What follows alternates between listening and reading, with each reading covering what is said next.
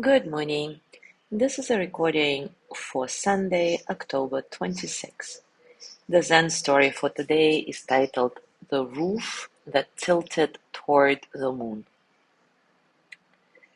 It began with a creak, a long, low groan from somewhere above the monk's head, deep in the rafters or behind the beams, like the cabin itself was shifting in its sleep. He paused mid-step, teacup in hand, and looked up. The ceiling stared back with blank timber and quiet cobwebs. That night, as he sat in meditation, the moonlight poured in through the east window as it always had. But instead of falling in its usual pool at the center of the floor, it spilled upward, slanting along the far wall at an impossible angle, illuminating a stack of firewood that had never held the moon before. He adjusted the cushion, shifted his seat, still off. He stood, tilted his head. Maybe it was the moon, a little bit lower tonight, or higher. But when he fetched the old lever from the storeroom and placed it along the windowsill, the bubble hung crooked, off by enough to see and just enough to deny. The next morning brought another creak, sharper this time. He swept the floor carefully, eyes scanning the grain of the boards. One plank, perfectly flush just days ago, now curled slightly upward at one end, humped like something beneath it had started to breathe. That night, the moonlight didn't touch the floor at all. It climbed the wall and spilled onto the beams, bent, ascending. The monk climbed to the roof the following day, jaw tight, hands full of tools. The sky stretched taut above him, too wide, too empty, as if pulling at the angles of the world itself. From the ridge, he could see the cabin's spine had shifted. A dip, then a rise, the whole structure leaning subtly toward the trees, or toward the moon. He hammered, measured, nudged things back into place. His hands shook. Tools slipped. The hammer struck wrong again and again, as if mocking his effort, his need to force order onto a world that refused to hold still. That evening, the moonlight poured upward. The room felt off-center, slanted in its bones. At dusk, he climbed the roof again, no longer to fix, but to witness. The fox was already there, curled at the crest, its back to him, tail flicking in a lazy rhythm. It gazed up at the moon as if it had been waiting for him to arrive. The monk stepped closer. The roof groaned beneath his weight. Then the fox shifted. One paw nudged a loose shingle. It skidded down the slope, clattering, sharp, a sound precise enough to cut straight through his thoughts.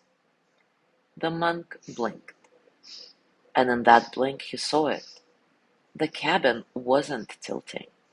The moon had not moved. Only he had. He had spent days adjusting to a distortion that was never out there. He sat beside the fox, still panting from the climb, heart unmoored. The moonlight found the crown of his head and settled there, unmoved. Now take a comfortable position and take a few moments to relax your body, arriving into stillness.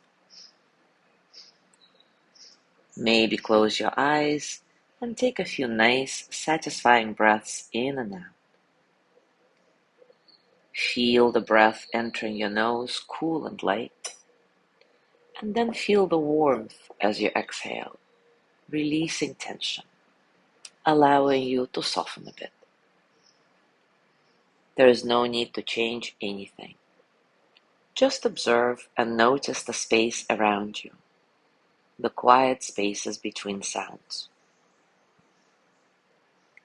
Be here in this moment just as it is. And when thoughts come, let them pass, like clouds, like ripples, like water.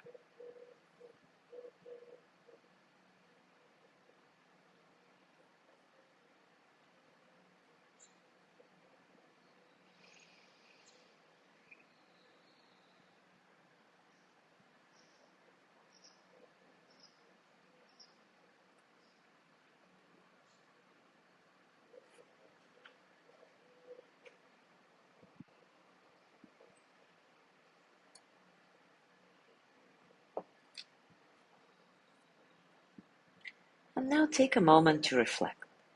Have you ever tried to fix something, not because it was broken, but because its uncertainty made you feel uncomfortable? Have you ever tried to fix something, not because it was broken, but because its uncertainty made you feel uncomfortable?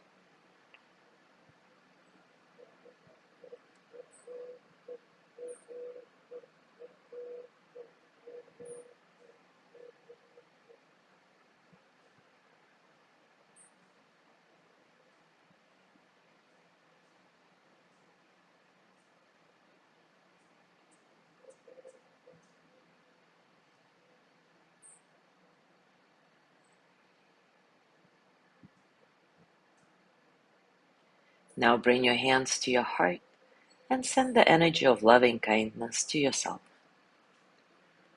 May I be filled with loving kindness. May I be well in body and mind. May I feel cared for, protected, at ease. May I remember that I have enough, I do enough, and I am enough. May I touch deep, natural peace. As you gently let go of the practice, scan your body and notice what's going on for you right now, physically, emotionally, mentally. How are you, really? And as you go through your day today, I invite you to continue with this reflection. Have you ever tried to fix something, not because it was broken, but because its uncertainty made you feel uncomfortable? As always, enjoy your discoveries. Thank you so much for being here today. Have a lovely day, and I will see you tomorrow.